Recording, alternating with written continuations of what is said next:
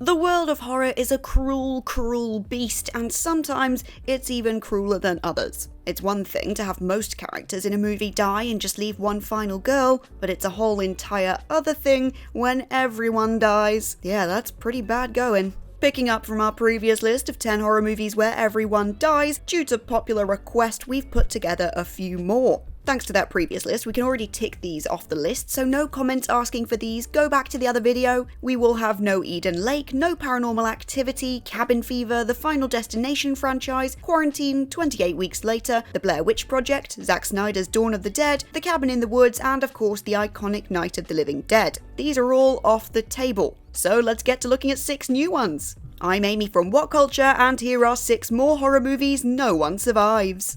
6. Inbred. Receiving its premiere in 2011 before a low-key release the following year, British horror film Inbred is definitely a picture that will stick with you long after its 90-minute runtime is finished. Is Inbred particularly good?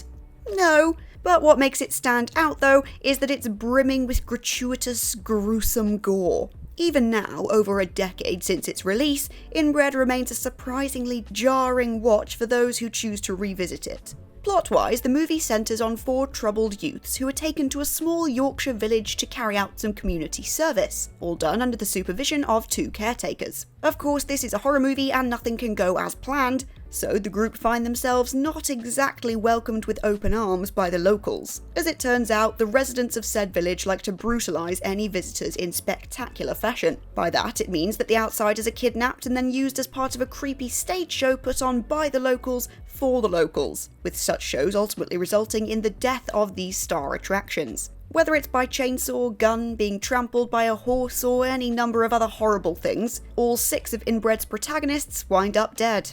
5. House of a Thousand Corpses.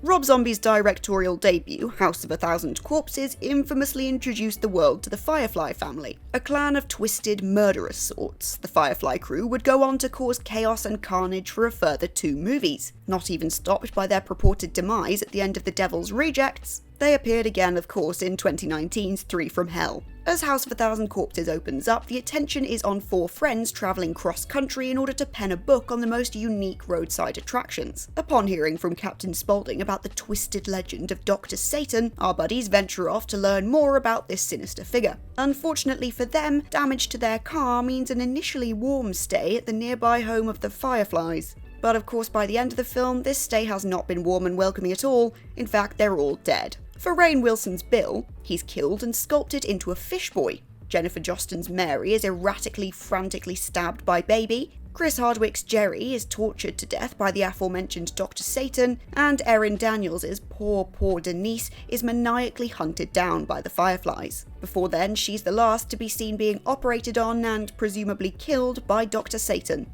4. Unfriended.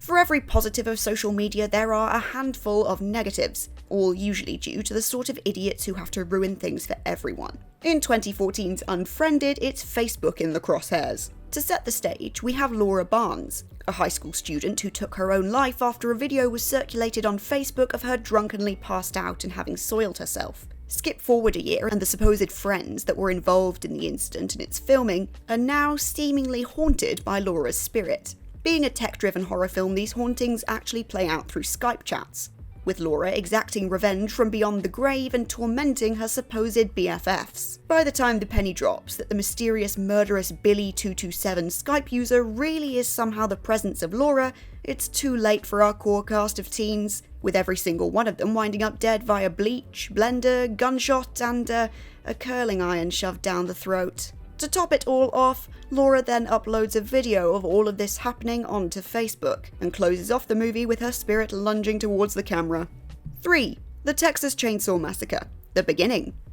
The Texas Chainsaw Massacre The Beginning has to be one of the great, so near but so far final kills, with Leatherface appearing in the backseat of an escaping car to slice up Jordana Brewster's Chrissy. As a movie, The Beginning is bang average at best, but with the slaughtering of Chrissy, Leatherface had finished his job and made sure that the picture had 0 survivors. This 2006 prequel picture details how Thomas Hewitt became Leatherface, and the film opens with an early death as Thomas's mother dies whilst giving birth to the future chainsaw enthusiast. From there, the now adult Tommy kills his boss before then getting the chance to carve up 5 pretty young things by the time the beginning wraps up. The last of these being the aforementioned Chrissy. Away from that, Leatherface also of course manages to polish off a couple of other people, including 2 cops who manage to get in his way.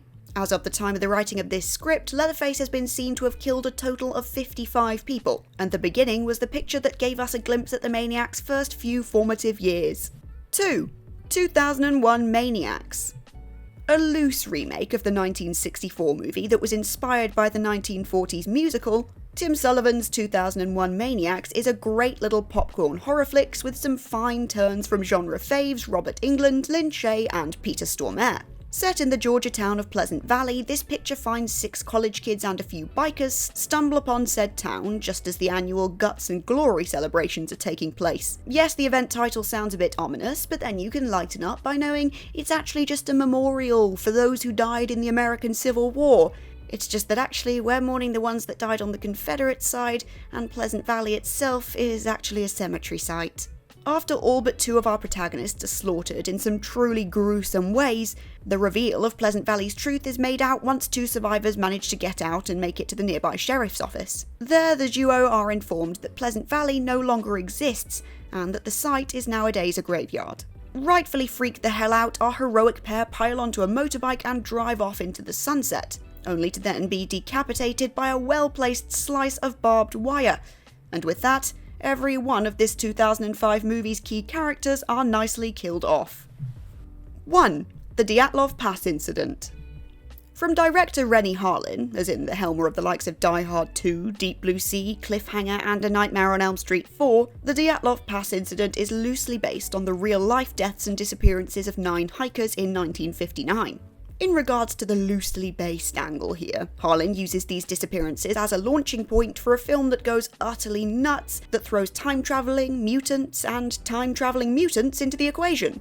Also known as Devil's Pass in some markets, this 2013 film focuses on 5 modern-day American students who head to the snowy Russian mountains where the events of '59 reportedly took place.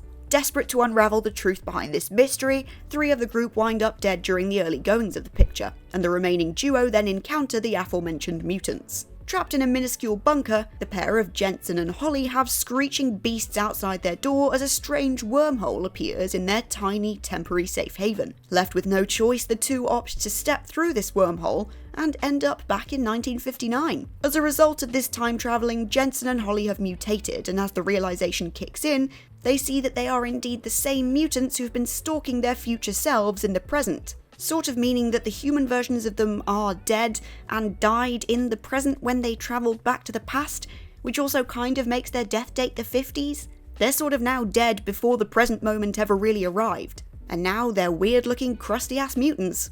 Not one of the worst ways to go on this list, but definitely one of the weirdest. And with that, we've reached the end of this list of 6 more horror movies that no one survives. If you reckon you could have given us 4 more to make it up to a nice round 10, then please let us know in the comments down below with what you would have included. Remember, no repeats of the first list, don't be lazy. If you don't fancy that though, head over to whatculture.com to find more lists and articles like this every single day. As always, I've been Amy from What Culture, and I'll catch you next time.